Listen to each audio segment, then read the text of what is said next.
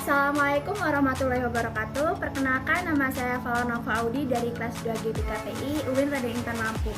Pada kesempatan kali ini, saya akan membahas tentang pengolahan limbah. Yang pertama, pengertian limbah. Limbah adalah buangan yang dihasilkan dari suatu proses produksi, baik industri maupun domestik atau rumah tangga.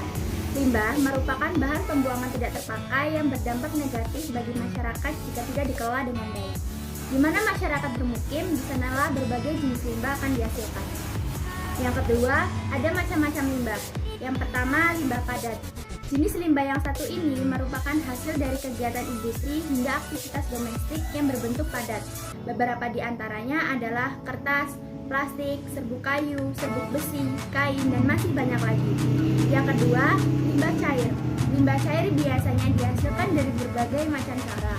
Beberapa di antaranya pabrik yang banyak menggunakan air dalam proses produksinya, bahan baku yang mengandung air sehingga saat diolah airnya harus dibuang, dan air yang ditambah bahan kimia tertentu yang kemudian dibuang setelah melalui beberapa proses. Industri yang paling banyak menyumbang limbah cair bagi lingkungan adalah industri primer pengolahan hasil hutan. Yang ketiga, ada limbah gas dan partikel. Beberapa di antaranya adalah SO2, NOx, CO, CO2, hidrokarbon, dan lain-lain. Selanjutnya ada limbah B3 atau bahan berbahaya dan beracun. Limbah yang digolongkan pada kategori ini biasanya mengandung bahan yang berbahaya atau beracun. Sifat dan konsentrasi dari bahan ini, baik langsung maupun tidak langsung, dapat membahayakan kesehatan manusia. Beberapa hal yang masuk ke dalam jenis limbah ini meliputi bahan baku yang berbahaya dan beracun yang tidak digunakan lagi karena rusak, tumpahan, sisa kemasan, sisa proses, dan oli bekas kapal.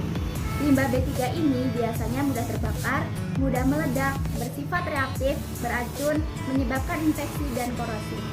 Yang selanjutnya ada limbah organik. Limbah organik meliputi limbah kebun, makanan yang membusuk, dan jenis-jenis sampah yang kerap ditemukan di rumah. Lambat laun, sampah-sampah ini akan diurai oleh mikroorganisme menjadi kotoran. Meskipun begitu, sampah ini tidak boleh dibuang sembarangan karena dapat menghasilkan metanol. Untuk itu, kita harus menyiapkan tempat sampah hijau dan membuangnya dengan cara benar atau mengolahnya menjadi pupuk. Nah, selanjutnya ada cara-cara pengolahan limbah. Yang pertama yaitu cara pengolahan limbah rumah tangga. Dapat dilakukan dengan beberapa cara, yaitu yang pertama, memilah sampah. Memilah sampah ini bisa dilakukan dengan cara menyiapkan tempat untuk sampah organik dan sampah anorganik agar tak tercampur. Selain itu, juga bisa menyiapkan wadah untuk sampah kering yang dapat diolah kembali.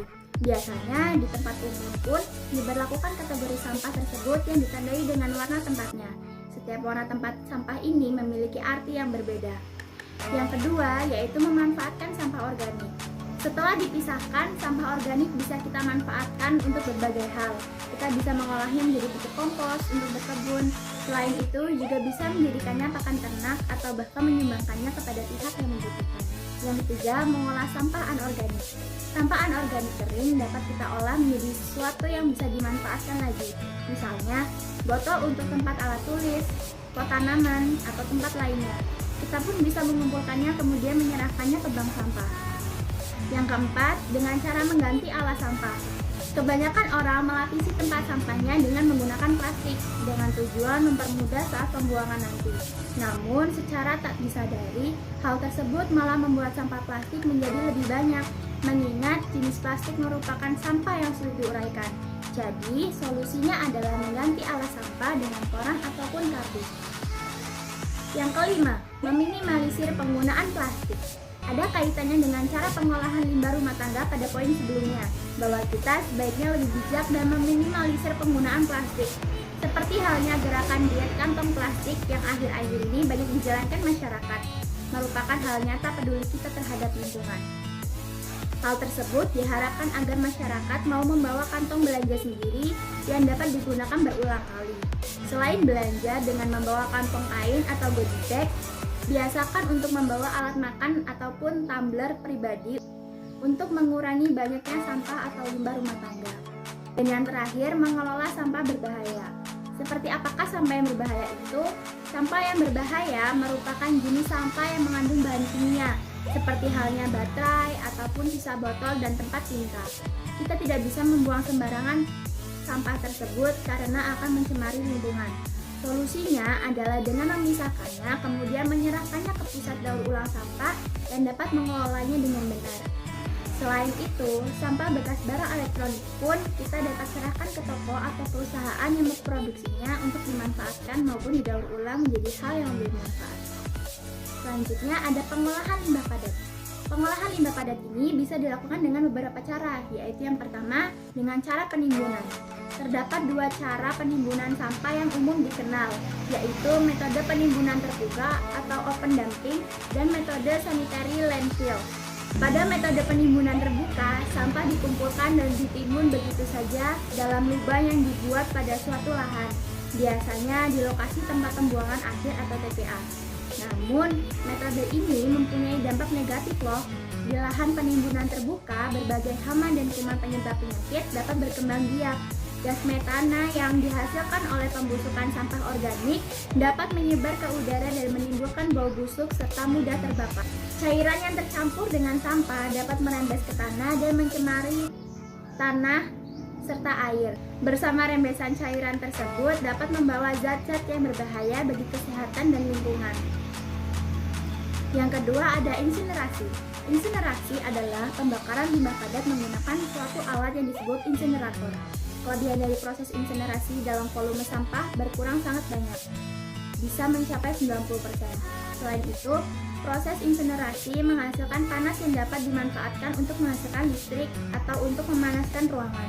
Meski demikian, tidak semua jenis limbah padat dapat dibakar dalam insinerator. Jenis limbah padat yang cocok untuk insinerasi diantaranya adalah kertas, plastik, karet, dan sedangkan contoh jenis limbah padat yang kurang sesuai untuk insinerasi adalah kaca, sampah makanan, dan baterai. Yang ketiga dengan cara pembuatan kompos. Kompos adalah pupuk yang dibuat dari sampah organik seperti sayuran, daun, dan ranting, serta kotoran hewan. Melalui proses degradasi atau penguraian oleh mikroorganisme tertentu, kompos berguna untuk memperbaiki struktur tanah dan menyediakan zat makanan yang diperlukan tumbuhan. Sementara mikroba yang ada dalam kompos dapat membantu penyerapan zat makanan yang dibutuhkan tanaman. Pembuatan kompos merupakan salah satu cara terbaik untuk mengurangi timbunan sampah organik. Cara ini sangat cocok diterapkan di Indonesia karena cara pembuatannya relatif mudah dan tidak membutuhkan biaya yang besar. Yang keempat, ada daur ulang. Berbagai jenis limbah padat dapat mengalami proses daur ulang menjadi produk baru. Proses daur ulang sangat berguna untuk mengurangi timbunan sampah karena bahan buangan diolah menjadi bahan yang dapat digunakan kembali. Contoh beberapa jenis limbah padat yang dapat didaur ulang adalah kertas, kaca, plastik, karet, logam seperti besi, baja, tembaga, dan aluminium. Selanjutnya ada pengolahan limbah cair. Dalam pengolahan limbah cair ada beberapa metode yang bisa dilakukan nih, yaitu yang pertama penyaringan. Limbah cair bisa disaring atau difiltrasi untuk memisahkan partikel tersuspensi dari air. Yang kedua ada flotasi, merupakan proses penanganan limbah dengan cara membuang dan memisahkan partikel yang mengapung di atas permukaan air. Yang ketiga, absorpsi atau penyerapan. Proses absorpsi ini dilakukan dengan menggunakan karbon sehingga partikel yang tidak dibutuhkan bisa terserap dan terpisah dari air. Yang keempat, ada pengendapan. Dilakukan dengan tujuan supaya bahan yang tidak mudah larut bisa terpisah dari air. Proses ini dilakukan dengan cara menambahkan elektrolit. Selanjutnya ada penyisihan. Penyisihan dapat dilakukan dengan cara mengoksidasi limbah cair sehingga zat organik beracun bisa terpisah dari air. Yang keenam, menghilangkan material organik. Pada cara penanganan limbah cair ini dilakukan dengan cara memberikan mikroorganisme supaya material organik dalam air hancur atau hilang. Yang ketujuh, menghilangkan organisme penyebab penyakit. Pada proses ini kita bisa menggunakan sinar ultraviolet atau menambahkan klorin. Dan yang terakhir, pengurangan limbah cair. Jumlah limbah cair bisa dikurangi dengan cara mengefisienkan proses produksi hingga jumlah limbah cair yang dihasilkan bisa diminimalisir. Nah, selanjutnya ada pengolahan limbah gas. Yang pertama, dengan cara pengurangan gas buangan. Gas-gas berbahaya yang terkandung di dalam limbah gas perlu untuk dikontrol jumlahnya supaya tidak tercemari udara yang ada di sekitar kita. Ada beberapa cara yang dapat dilakukan untuk mengontrol jumlah gas berbahaya ini, antara lain lain desulfurisasi, menurunkan suhu pembakaran, dan menggunakan bahan bakar alternatif. Yang kedua, dengan penggunaan metode fisik kimia. Metode fisik dan kimia dapat dilakukan untuk memurnikan gas buangan agar ramah lingkungan. Yang kedua, ada penggunaan metode fisik kimia. Metode fisik dan kimia dapat dilakukan untuk memurnikan gas buangan agar lebih ramah lingkungan. Metode fisik kimia ini dilakukan berdasarkan perubahan fase atau penyerapan pada suatu adsorban. Metode yang dilakukan diantaranya yaitu metode fase gas, metode fase cair, metode fase padat, dan yang terakhir metode pembakaran. Selain itu, ada beberapa metode ramah lingkungan untuk menangani limbah. Yang pertama, reuse atau memakai ulang. Yang kedua, dengan cara reduce atau mengurangi pemakaian. Yang ketiga, recycle atau mendaur ulang.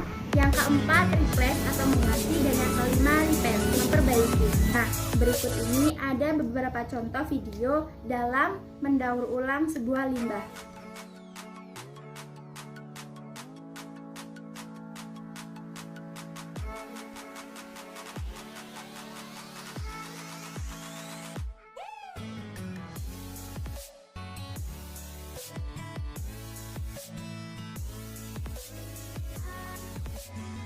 Nah, sekian pembahasan dari saya. Bila ada salah, saya mohon maaf. Saya akhiri. Wassalamualaikum warahmatullahi wabarakatuh.